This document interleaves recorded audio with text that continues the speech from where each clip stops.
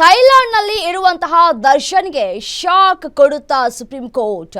ಚಿತ್ರದುರ್ಗದ ರೇಣುಕಾಸ್ವಾಮಿ ಕೊಲೆ ಕೇಸ್ನಲ್ಲಿ ದರ್ಶನ್ಗೆ ಇದೀಗ ಡವ ಶುರುವಾಗಿದೆ. ಟೆನ್ಷನ್ ಮೇಲೆ ಟೆನ್ಷನ್ ಹೆಚ್ಚಾಗ್ತಾ ಇದೆ. ಒಂದು ಕಡೆ ಬ್ಯುಸಿ ಆಗಿದ್ದಾರೆ ಶೂಟಿಂಗ್ನಲ್ಲಿ, ಮತ್ತೊಂದು ಕಡೆ ಇಲ್ಲಿ ಸುಪ್ರೀಂ ಕೋರ್ಟ್ನಲ್ಲಿ ವಿಚಾರಣೆ ನಡೀಲಿಕ್ಕಿದೆ. ಸುಪ್ರೀಂ ಕೋರ್ಟ್ನಲ್ಲಿಂದು ಜಾಮೀನು ಅರ್ಜಿ ವಿಚಾರಣೆ. ದರ್ಶನ್ ಜಾಮೀನು ರದ್ದು ಮಾಡುವಂತೆ ಸಲ್ಲಿಸಿದಂತಹ ಅರ್ಜಿ ವಿಚಾರಣೆಯಾಗುತ್ತೆ ಇವತ್ತು.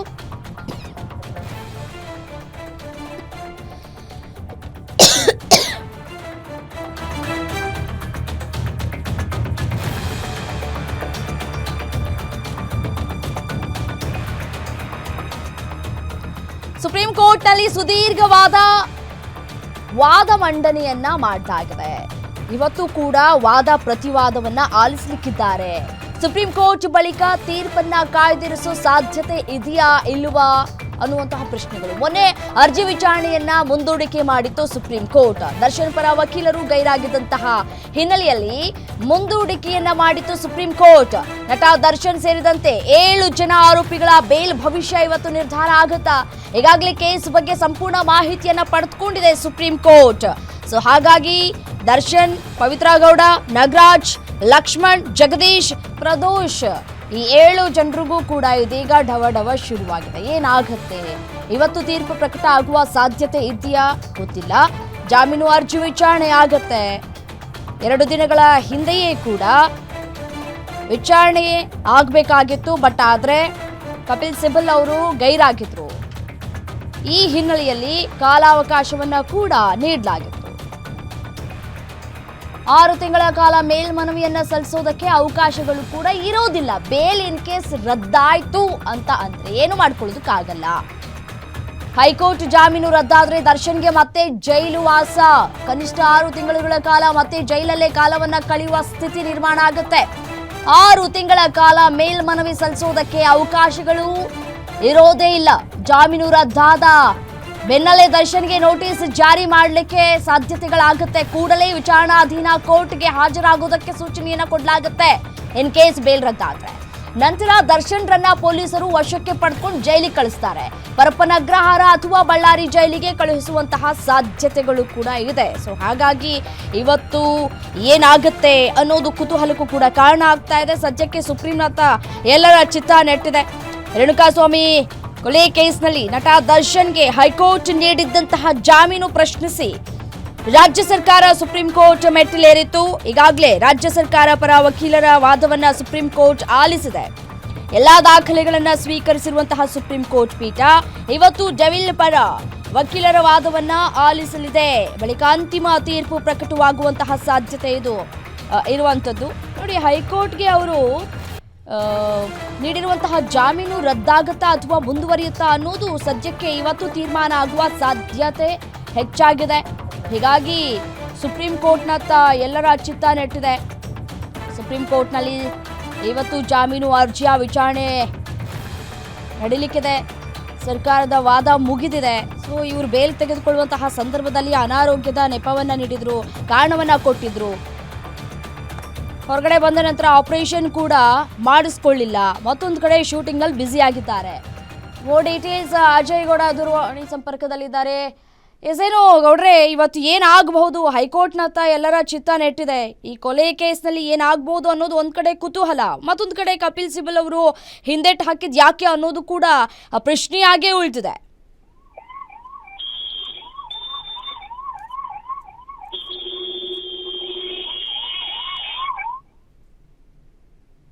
ರೈಟ್, ಸಂಪರ್ಕ ಸಾಧ್ಯ ಆಗ್ತಾ ಇಲ್ಲ. ಮತ್ತೊಮ್ಮೆ ಸಂಪರ್ಕ ಮಾಡುವಂತಹ ಪ್ರಯತ್ನ ಮಾಡ್ತೀವಿ. ನೋಡಿ, ಡೆವಿಲ್ ಬೇಲ್ ಭವಿಷ್ಯ ಏನಾಗುತ್ತೆ ಅನ್ನೋದು ಒಂದು ಕಡೆ ಕುತೂಹಲಕ್ಕೂ ಕೂಡ ಕಾರಣ ಆಗ್ತಾ ಇದೆ.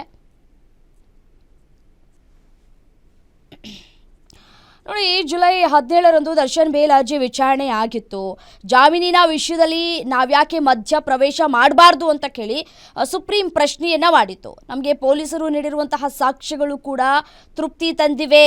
ಬೇಲ್ ನೀಡುವ ಹೈಕೋರ್ಟ್ ಕಾರಣಗಳು ಸಮಂಜಸವಾಗಿಲ್ಲ ಅಂತ ಕೂಡ ಹೇಳಿದೆ.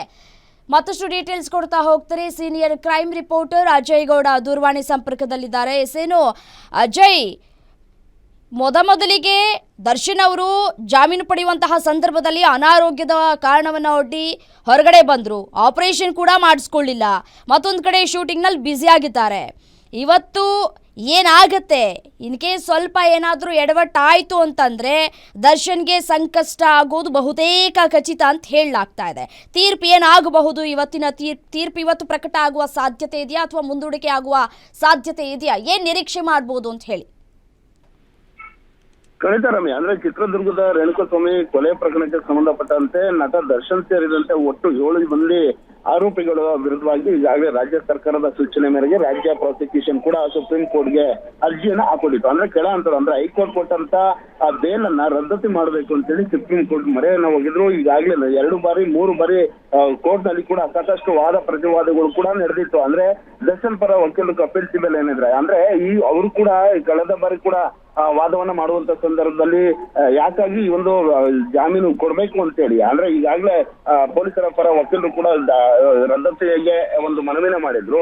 ಅವರು ಮಾಡಿರುವಂತ ಮನವಿಯನ್ನ ಪುರಸ್ಕಾರ ಮಾಡಬಾರ್ದು, ಹೈಕೋರ್ಟ್ ಕೊಟ್ಟಂತ ಬೇಲ್ ಅರ್ಜಿಯನ್ನೇ ಎತ್ತಿ ಹಿಡಿಬೇಕು ಅಂತೇಳಿ ಮನವಿಯನ್ನು ಕೂಡ ಮಾಡಲಾಗಿತ್ತು. ಅದೇ ರೀತಿಯಾಗಿ ಪೊಲೀಸರ ಪರ ವಕೀಲರು ಕೂಡ 1400ಕ್ಕೂ ಹೆಚ್ಚು ಪುಟಗಳ ಚಾರ್ಜ್ ಶೀಟ್ ಅನ್ನ ಈ ಒಂದು ಕೇಸ್ ನಲ್ಲಿ ದರ್ಶನ್ ಪಾತ್ರ ಏನಿದೆ ಅನ್ನೋದು ಸಂಪೂರ್ಣವಾದಂತ ಮಾಹಿತಿನ ಕೇಸ್ನ ಎಲ್ಲವನ್ನೂ ಡೀಟೇಲ್ಸ್ ಅನ್ನ ಸುಪ್ರೀಂ ಕೋರ್ಟ್ಗೆ ಕೊಟ್ಟು ಸಾಕಷ್ಟು ವಾದವನ್ನು ಕೂಡ ಮಾಡಲಾಗಿತ್ತು. ಇವತ್ತು ಕೂಡ ಆ ಒಂದು ಸಂದರ್ಭದಲ್ಲಿ ಮೊನ್ನೆ ಕೂಡ ವಿಚಾರಣೆ ಅಂತ ಇತ್ತು 22ನೇ ತಾರೀಕು. ಆದ್ರೆ ಕಪಿಲ್ ಸಿಬಲ್ ಕೋರ್ಟ್ಗೆ ಗೈರಾಗಿದ್ರು. ಆಲ್ಮೋಸ್ಟ್ ಈ ಒಂದು ಕೇಸಿಂದ ಇಲ್ಲೇ ಸರಿದಿದ್ದಾರೆ ಅನ್ನೋ ಮಾತುಗಳು ಕೂಡ ಕೇಳಿ ಬರ್ತಾ ಇದೆ. ಹೀಗಾಗಿ ಸಿದ್ಧಾರ್ಥ ದಾವೆ ಏನಿದ್ದಾರೆ ಅವರು ಹಿರಿಯ ವಕೀಲರು ಸುಪ್ರೀಂ ಕೋರ್ಟ್ ನಲ್ಲಿ ಅವರು ಕೂಡ ಈ ಒಂದು ಕೇಸ್ನ ಮುಂದುವರಿಸ್ತೀನಿ ಅಂತ ಹೇಳಿ 22ನೇ ತಾರೀಕು ಕಳೆದ 2 ದಿನಗಳ ಹಿಂದೆ ನನಗೆ ರಾತ್ರಿ ಅಷ್ಟೇ ಫೈಲ್ ಬಂದಿದೆ. ಹೀಗಾಗಿ ನನಗೆ 1 ದಿನಗಳ ಕಾಲಾವಕಾಶ ಕೊಡಿ, ಕೇಸ್ ಸ್ಟಡಿ ಮಾಡ್ಬೇಕು ಅಂತ ಹೇಳಿ ಮನವಿನ ಮಾಡ್ಕೊಂಡ್ರು. ಹೀಗಾಗಿ ಇವತ್ತು ಆ ಕೇಸ್ ಈಗಾಗಲೇ ವಿಚಾರಣೆಗೆ ಬಂದಿದೆ. ಇನ್ನೇನು ಕೆಲವೇ ನಿಮಿಷಗಳಲ್ಲಿ ಆ ಕೇಸ್ ಅಲ್ಲಿ ಸಾಕಷ್ಟು ವಾದವನ್ನ ಮಾಡೋದಕ್ಕೆ ಈಗಾಗಲೇ ದರ್ಶನ್ ಪರ ವಕೀಲರು ಸಿದ್ಧಾರ್ಥ ದಾವೆ ಏನಿದ್ರೆ ಈಗಾಗಲೇ ಸಿದ್ಧತೆಯನ್ನ ಮಾಡ್ಕೊಂಡಿದ್ದಾರೆ. ಪ್ರಮುಖವಾಗಿ ದರ್ಶನ್ಗೆ ಅರೆಸ್ಟ್ ಮಾಡುವಂತ ಪ್ರೊಸೀಜರ್ ಏನಿದೆ ಆ ಒಂದು ಮೆಮೋವನ್ನ ಕೊಟ್ಟಿಲ್ಲ, ಸರಿಯಾಗಿ ಅರೆಸ್ಟ್ ಪ್ರೊಸೀಜರ್ ಅನ್ನ ಮಾಡಿಲ್ಲ ಅಂತ ಹೇಳಿ ಈ ಒಂದು ವಾದವನ್ನೇ ಮುಂದಿಟ್ಕೊಂಡು ಹೈಕೋರ್ಟ್ ನಲ್ಲಿ ಬೇಲ್ ಅನ್ನ ಪಡ್ಕೊಂಡಿದ್ದಾರೆ. ಆದ್ರೆ ಎಲ್ಲೋ ಒಂದ್ ಕಡೆ ಹೈಕೋರ್ಟ್ ಈ ಒಂದು ಪ್ರಕರಣದಲ್ಲಿ ಆರೋಪಿಗಳಿಗೆ ಆತುರದವಾಗಿ ಒಂದು ಬೇಲ್ ನ ಮಂಜೂರನ್ನ ಮಾಡಿದೆ ಅಂತೇಳಿ ಸಾಕಷ್ಟು ಆ ಒಂದು ಮನವಿನ ಮಾಡಿ ವಾದವನ್ನ ಕೂಡ ಮಾಡಿದ್ರು. ಹೀಗಾಗಿ ಎಲ್ಲೋ ಒಂದ್ ಕಡೆ ಸುಪ್ರೀಂ ಕೋರ್ಟ್ ಕೂಡ ಇದ್ರ ಬಗ್ಗೆ ಅಂದ್ರೆ ಎಲ್ಲೋ ಆತುರದ ನಿರ್ಧಾರವನ್ನ ಹೈಕೋರ್ಟ್ ತೆಗೆದುಕೊಂಡಿದೆ. ಹೀಗಾಗಿ ಆ ವಿವೇಚನೆಯನ್ನ ಬಳಸಿಲ್ಲ ಹೈಕೋರ್ಟ್ ಅಂತೇಳಿ ಕೆಲವೊಂದಷ್ಟು ಅಸಮಾಧಾನದ ಮಾತುಗಳನ್ನ ಸುಪ್ರೀಂ ಕೋರ್ಟ್ ಕೂಡ ಮಾತಾಡಿದ್ರು. ಹೀಗಾಗಿ ಇವತ್ತು ವಾದವನ್ನ ಮಾಡೋದಕ್ಕೆ ದರ್ಶನ್ ಪರ ವಕೀಲರಾಗಿದ್ದಂತ ಸಿದ್ಧಾರ್ಥ ದಾವೆ ಸಾಕಷ್ಟು ಸಿದ್ಧತೆ ಮಾಡ್ಕೊಂಡಿದ್ದಾರೆ. ಒಂದು ವೇಳೆ ಇವತ್ತು ಏನಾದ್ರು ಹೈಕೋರ್ಟ್ ನಲ್ಲಿ ಯಾವ ರೀತಿಯಾಗಿ ವಾದ ಮಂಡನೆ ಮಾಡಿದ್ರು ಅದೇ ರೀತಿಯಾಗಿ ಸುಪ್ರೀಂ ಕೋರ್ಟ್ ನಲ್ಲಿ ಇವತ್ತು ವಾದ ಮಂಡನೆ ಮಾಡುವ ಸಾಧ್ಯತೆಗಳು ಇದೆಯಾ? ಮತ್ತೆ ನೋಡಿ 161 ಮತ್ತೆ 164 ಹೇಳಿಕೆಯಲ್ಲಿ ಸಾಕಷ್ಟು ಬದಲಾವಣೆಗಳು ಇವೆ ಅಂತ ಹೇಳಿ ಕಪಿಲ್ ಸಿಬಲ್ ಅವರು ವಾದ ಮಂಡನೆ ಮಾಡಬೇಕು ಅಂತ ಹೇಳಿ ತಯಾರಿ ಮಾಡ್ಕೊಂಡಿದ್ರು. ಅದೇ ಹಾದಿಯಲ್ಲಿ ಇವರು ಕೂಡ ಹೋಗ್ತಾರಾ ಅನ್ನೋದು ಪ್ರಶ್ನೆ ಆಗಿದೆ. ಖಂಡಿತ ಅಂದ್ರೆ ಕಳೆದ ಬಾರಿ ಕಪಿಲ್ ಸಿಬಲ್ ವಾದವನ್ನ ಮಾಡುವಂತ ಸಂದರ್ಭದಲ್ಲಿ ಕೆಲವೊಂದಷ್ಟು ಪೊಲೀಸರ ಲೂಪ್ ಹೋಲ್ಸ್ಗಳು ಏನಿತ್ತು ಅಂದ್ರೆ ತನಿಖೆ ಮಾಡುವಂತ ಸಂದರ್ಭದಲ್ಲಿ ಸಿಡಿಆರ್ ಹಾಕಿದ್ರು, ಕಾಲ್ ಕನೆಕ್ಟ್ ಅಂದ್ರೆ ಕಾಲ್ ವಾಟ್ಸ್ಆಪ್ ಕಾಲ್ ಆಗಿರ್ಬೋದು, ವಾಟ್ಸ್ಆಪ್ ಮೆಸೇಜ್ಗಳಾಗಿರ್ಬೋದು ಎಲ್ಲವನ್ನೂ ಟೆಕ್ನಿಕಲ್ ಎವಿಡೆನ್ಸ್ ಅನ್ನ ಕೊಟ್ಟಿದ್ರು. ಅದೇ ರೀತಿಯಾಗಿ ಅದರಲ್ಲಿ ದರ್ಶನ್ ಅವರು ಕೊಲೆ ಮಾಡುವಂತ ಸಂದರ್ಭದಲ್ಲಿ ಸ್ಪಾಟ್ ಅಲ್ಲಿ ಇರ್ಲಿಲ್ಲ ಅನ್ನೋದನ್ನ ಕೆಲವೊಂದಷ್ಟು ಸೂಕ್ಷ್ಮವಾಗಿ ತಿಳಿ ಹೇಳುವಂತ ಕೆಲಸವನ್ನ ಮಾಡಿದ್ರು. ಅದೇ ರೀತಿಯಾಗಿ ದರ್ಶನ್ ಮೈ ಮೇಲೆ ಇದ್ದಂತ ರಕ್ತದ ಕಲೆಗಳು ಅಂದ್ರೆ ಟಿ ಶರ್ಟ್ ಹಾಗೂ ಜೀನ್ಸ್ ಪ್ಯಾಂಟ್ ಏನಿತ್ತು ಅದರಲ್ಲಿ ಇದ್ದಂತ ಕಲೆಗಳು ಏನಿದೆ ಅದು FSL ರಿಪೋರ್ಟ್ ಇಂದ ಬಂದಿದೆ ಅಂತ ಹೇಳ್ತಾ ಇದಾರೆ. ಅಂದ್ರೆ ಆ ಒಂದು ಸಂದರ್ಭ ಪೊಲೀಸ್ನವರು ರಕ್ತದ ಕಲೆ ಇರುವಂತದ್ದು ರೇಣುಕಾಸ್ವಾಮಿದೆ ಅಂತ ಹೇಳಿ ವಾದವನ್ನ ಮಾಡಿದ್ರು. ಆದ್ರೆ ಈ ಕಡೆ CV ನಾಗೇಶ್ ಇದ್ರು ಹೈಕೋರ್ಟ್ ನಲ್ಲಿ ವಾದವನ್ನ ಮಾಡುವಂತ ಸಂದರ್ಭದಲ್ಲಿ ಆ ಬಟ್ಟೆ ಸುಮಾರು ದಿನ ವಾಷಿಂಗ್ ಮಾಡಿದ್ದಾರೆ, ಪೌಡರ್ ಎಲ್ಲ ಹಾಕಿ ಕೆಮಿಕಲ್ ಹಾಕಿ ವಾಷಿಂಗ್ ಆಗಿದೆ, ಅದು ಕೂಡ ರಕ್ತದ ಕಲೆ ಹೇಗೆ ಸಿಗುತ್ತೆ ಅಂತ ಹೇಳಿ ಸಾಕಷ್ಟು ವಾದವನ್ನ ಮಾಡಿದ್ರು. ಅದೇ ರೀತಿಯಾಗಿ ಪೊಲೀಸರ ಎಡವಟ್ಟಿನ ತನಿಖೆ ಏನಿತ್ತು ಅದನ್ನು ಕೂಡ ಮುಂದೆ ಇಟ್ಕೊಂಡು ಬೇಲ್ ಕೊಡಿಸುವಂತ ಕೆಲಸವನ್ನ ಒಂದ್ ಕಡೆ CV ನಾಗೇಶ್ ಕೂಡ ಮಾಡಿದ್ರು. ಹೀಗಾಗಿ ಸುಪ್ರೀಂ ಕೋರ್ಟ್ ಅಲ್ಲಿ ಕಪಿಲ್ ಸಿಬಲ್ ಕಳೆದ ಬಾರಿ ವಾದವನ್ನ ಮಾಡುವಂತ ಸಂದರ್ಭದಲ್ಲಿ ಇದನ್ನೇ ಮುಂದೆ ಇಟ್ಕೊಂಡು ಸಾಕಷ್ಟು ವಾದವನ್ನ ಮಾಡಿದ್ರು. ಆ ಒಂದು ಸಂದರ್ಭದಲ್ಲಿ ಸುಪ್ರೀಂ ಕೋರ್ಟ್ ಕೂಡ ಅಸಮಾಧಾನವನ್ನ ವ್ಯಕ್ತಪಡಿಸಿದ್ರು. ಎಲ್ಲೋ ಒಂದ್ ಕಡೆ ಹೈಕೋರ್ಟ್ ವಿವೇಚನೆಯನ್ನ ಮಾಡಿಲ್ಲ, ನೇರವಾಗಿ ಬೇಲ್ ಕೊಡ್ಲೇಬೇಕು ಅಂತ ಅರ್ಜೆಂಟ್ ಇಂದ ಬೇಲ್ ಕೊಟ್ಟಿದೆ ಅನ್ನೋ ರೀತಿಯಲ್ಲಿ ಸುಪ್ರೀಂ ಕೋರ್ಟ್ ಅಸಮಾಧಾನವನ್ನ ವ್ಯಕ್ತಪಡಿಸಿತ್ತು. ಹೀಗಾಗಿ ಕಪಿಲ್ ಸಿಬಲ್ ಅವರು ಈಗ ವಿಚಾರಣೆಯಿಂದ ಹಿಂದೆ ಸರಿದಿರೋದಕ್ಕೆ ಇದೇ ಕಾರಣ ಅಂತ ಹೇಳಿ ಈಗ ಸಾಕಷ್ಟು ಮಾಹಿತಿ ಕೂಡ ಸಿಗ್ತಾ ಇದೆ. ಹೀಗಾಗಿ ಇವತ್ತು ಸಿದ್ಧಾರ್ಥ ದಾವೆ ಏನಿದ್ದಾರೆ ಅವರು ದರ್ಶನ್ ಪರ ವಕೀಲರು, ಹಿರಿಯ ವಕೀಲರು, ಹೀಗಾಗಿ ಅವರು ವಾದವನ್ನ ಮಾಡೋದಕ್ಕೆ ಈಗಾಗಲೇ ತಯಾರಿನ ಮಾಡ್ಕೊಂಡಿದ್ರೆ ದರ್ಶನ್ಗೆ ಹೇಗಾದ್ರೂ ಮಾಡಿ ಅದ ಬೇಲನ್ನ ಮುಂದುವರಿಕೆ ಮಾಡ್ಬೇಕು ಅಂತ ಹೇಳಿ ಮನವಿನ ಮಾಡ್ಬೇಕು ಅಂತ ಹೇಳಿ ಸಿದ್ಧತೆನ ಮಾಡ್ಕೊಂಡಿದ್ದಾರೆ. ಹೀಗಾಗಿ